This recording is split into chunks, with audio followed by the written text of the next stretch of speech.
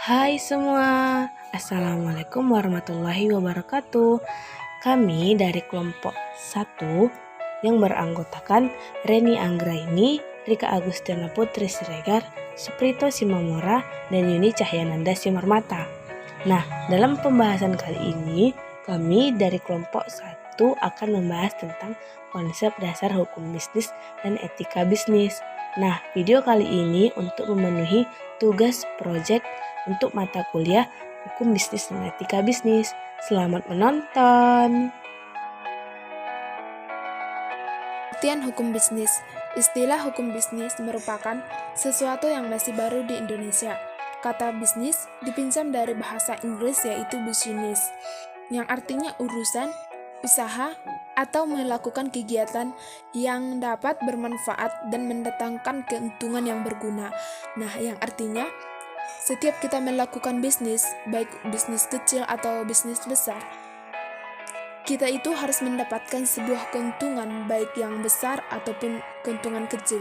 Nah, kegiatan yang demikian di Indonesia dikenal dengan istilah dagang, sebagaimana diatur dalam Kitab Undang-Undang Hukum Dagang STBI tahun 1938 nomor 276. Hukum bisnis dan business law dalam bahasa Inggris merupakan keseluruhan dari peraturan hukum baik yang tertulis maupun yang tidak tertulis. Jadi, contoh hukum yang tertulis itu yaitu yang sudah dicantumkan dalam perundang-undangan. Contohnya yaitu hukum perdata dan hukum pidana. Nah, misalkan di dalam bisnis ini ada melakukan sebuah korupsi. Nah, dia harus menanggung risiko dari hukum tersebut. Nah, selanjutnya ada tadi hukum tidak tertulis. Nah, contohnya yaitu yang pertama hukum adat, yang kedua pengambilan keputusan berdasarkan musyawarah dan mufakat, yang ketiga dekret presiden, yang keempat yaitu pidato presiden. Nah, yang mengatur hak dan kewajiban yang timbul dari perjanjian maupun perikatan yang terjadi dalam praktik bisnis. Salah satu fungsi hukum bisnis adalah sebagai sumber informasi yang berguna bagi praktisi bisnis untuk memahami hak-hak dan kewajibannya dalam praktik bisnis agar terwujud. Yang kedua yaitu etika bisnis dalam kehidupan bisnis. Mempraktikkan bisnis dengan etika berarti mempraktikkan tata cara bisnis yang sopan dan santun sehingga kehidupan bisnis menyenangkan karena saling menghormati. Nah, misalkan kita melakukan sebuah bisnis, kita itu harus bisa saling menghormati antara rekan-rekan kerja. Etika bisnis diterapkan pada sikap kehidupan berkantor, sikap menghadapi rekan-rekan bisnis, dan sikap di mana kita tergabung dalam organisasi itu tidak lekas tersinggung, kontrol diri, toleran, dan tidak memotong pembicaraan orang lain. Nah, misalnya di dalam suatu perusahaan kita mengadakan sebuah rapat. Nah, di situ kita harus meminta pendapat dari rekan-rekan kerja kita. Nah, di situ juga kita tidak bisa memotong pembicaraan teman kita. Kita juga harus bisa mendengarkannya supaya kita nanti dalam mengambil keputusan tidak salah lagi. Nah, dengan kata lain, etika bisnis itu memelihara suasana yang menyenangkan, menimbulkan rasa saling menghargai. Nah, artinya jika kita melakukan sebuah bisnis, kita harus bisa saling menghargai antara satu dengan yang lain. Misalkan di dalam suatu perusahaan itu, kita harus bisa menghargai antara rekan-rekan kerja kita supaya mereka dapat tenang bekerja di situ.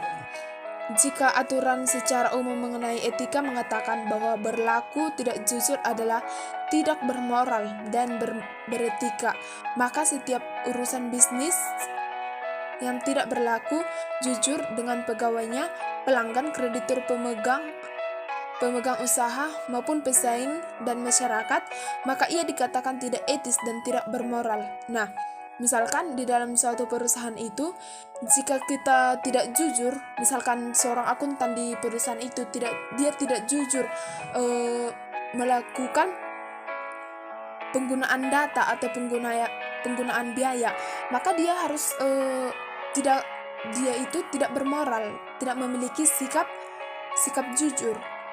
Selanjutnya yaitu dengan kata lain etika bisnis untuk mengontrol bisnis agar tidak tamak bahwa ia bukan bagianku. Perlakukan orang lain sebagaimana kita ingin memperlakukan. Jika kita bekerja di dalam suatu perusahaan, kita harus tanamkan kepada diri kita sendiri, kita harus dapat bekerja secara profesional dan kita harus menganggap perusahaan itu adalah perusahaan kita tersendiri. Materi selanjutnya yaitu tentang kendala-kendala dalam pencapaian tujuan etika bisnis. Yang pertama ada standar moral para pelaku bisnis pada umumnya masih lemah. Yang kedua, banyak perusahaan yang mengalami konflik kepentingan. Yang ketiga, situasi politik dan ekonomi yang belum stabil. Yang keempat, lemahnya penegakan hukum.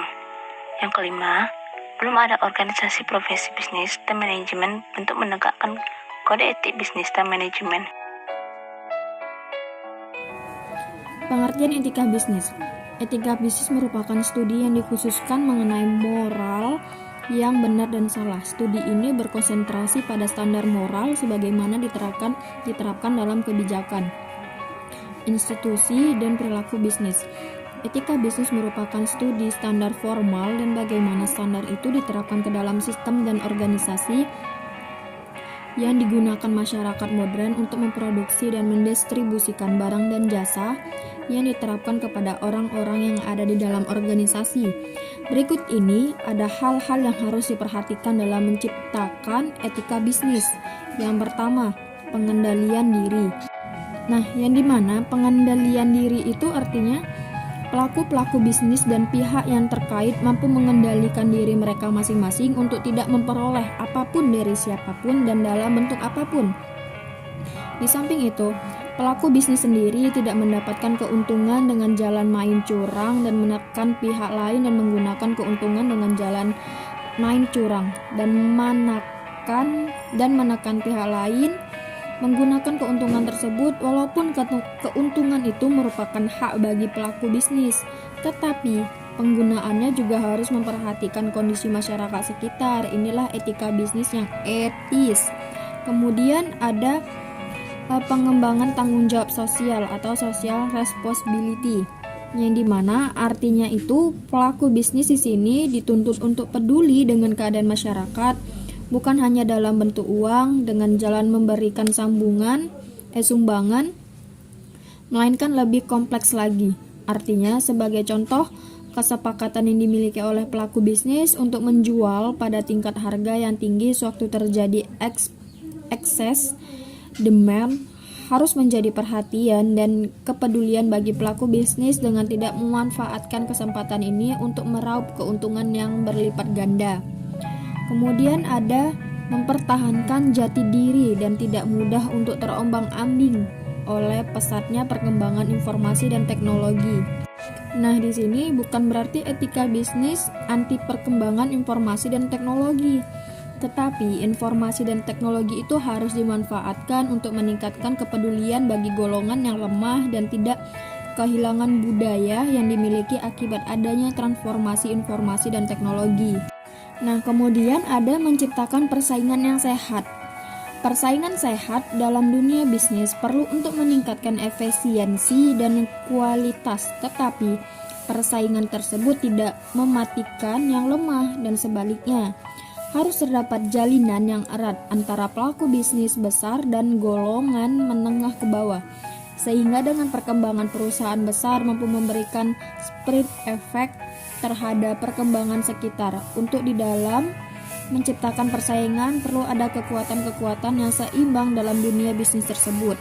Kemudian ada menerapkan konsep pembangunan berkelanjutan, yang dimana dunia bisnis seharusnya tidak memikirkan keuntungan hanya pada saat sekarang, tetapi perlu memikirkan bagaimana dengan keadaan bisnis di masa mendatang. Berdasarkan ini, jelas pelaku bisnis dituntut tidak mengeksploitasi lingkungan dan keadaan saat sekarang maksimal mungkin tanpa pertimbangan lingkungan dan keadaan di masa datang, walaupun saat sekarang merupakan kesepakatan untuk memperoleh keuntungan besar. Yang terakhir, ada menghindari sifat 5K, kata balance, kong halai kong, koneksi, kolusi, dan komisi. Nah, apa itu? Jika pelaku bisnis sudah mampu menghindari sikap seperti ini, kita yakin tidak akan terjadi lagi apa yang dinamakan dengan korupsi, manipulasi, dan segala bentuk permainan curang dalam dunia bisnis ataupun berbagai kasus yang mencemarkan nama bangsa dan negara. Nah, kita akan masuk di materi selanjutnya, yaitu pentingnya etika dalam dunia bisnis. Perubahan perdagangan dunia menuntut segera dibenahinya etika bisnis agar tatanan ekonomi dunia semakin membaik. Langkah apa yang harus ditempuh? Nah, dalam bisnis, tidak jarang berlaku konsep tujuan menghalalkan segala cara. Bahkan tindakan yang berbau kriminal pun ditempuh demi pencapaian suatu tujuan. Kalau sudah demikian, pengusaha yang menjadi penggerak motor perekonomian akan berubah menjadi binatang ekonomi. Terjadinya perbuatan tercela dalam dunia tampaknya tidak menampakkan kecenderungan, tetapi sebaliknya, makin hari semakin meningkat. Tindakan markup, ingkar janji, tidak mengindahkan kepentingan masyarakat, tidak memperhatikan sumber daya alam, maupun tindakan kolusi dan suap merupakan segelintir contoh pengabaian para pengusaha terhadap etika bisnis. Nah, cukup sekianlah hasil pembahasan materi kami mengenai konsep dasar hukum bisnis dan etika bisnis. Kurang dan lebihnya kelompok kami minta maaf.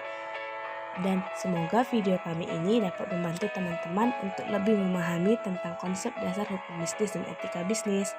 Terima kasih yang sudah menonton video ini dan bye-bye. Wassalamualaikum warahmatullahi wabarakatuh.